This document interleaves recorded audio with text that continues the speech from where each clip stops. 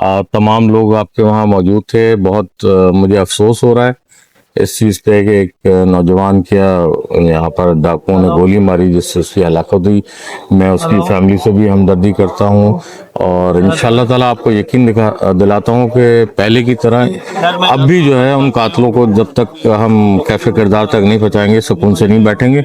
इंशाअल्लाह ताला आपको जल्द रिजल्ट मिलेगा। अल्लाह खैर करेगा। नफरी लगाई हुई इलाके में इंशाअल्लाह मज़ीद गश्त को बढ़ा दिया गया है। मुल्ज़मान को अरेस्टेड भी हैं, रात को भी अरेस्टेड किए हैं स्ट्रीट क्रिमिनल, और कुछ उनके साथी बाहर हैं, उन पर रेड कर रहे हैं। इंशाअल्लाह ये भी जल्द अज जल्द गिरफ़्तार हो जाएंगे इंशाअल्लाह मेरे निशान। पहिरीं मां जेको डकैतनि जा हितां मारिजी विया उन्हनि सां डुक में बराबरि जा शरीक आहियूं ऐं DSP खे SHO खे तमामु SSP खे अपील कयूं था कि हिननि जो कातिलनि खे जल्द खां जल्द गिरफ़्तार कयो वञे। असांजो त इलाइक़ो आहे, डेली जे बेसिस ते असां सां इहे मसइला आहिनि।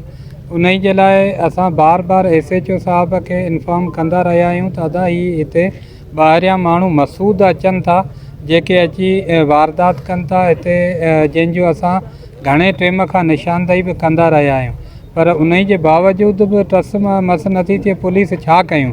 सो हींअर DSP साहबु आयो आहे, उन यकीन ॾियारियो आहे त असां हिन जे कातलनि खे जल्द खां जल्द गिरफ़्तार कंदासीं। असां नादरा बाईपास बि इन ई जे करे बंदि कयो त असांजा इंसाफ़ थिए।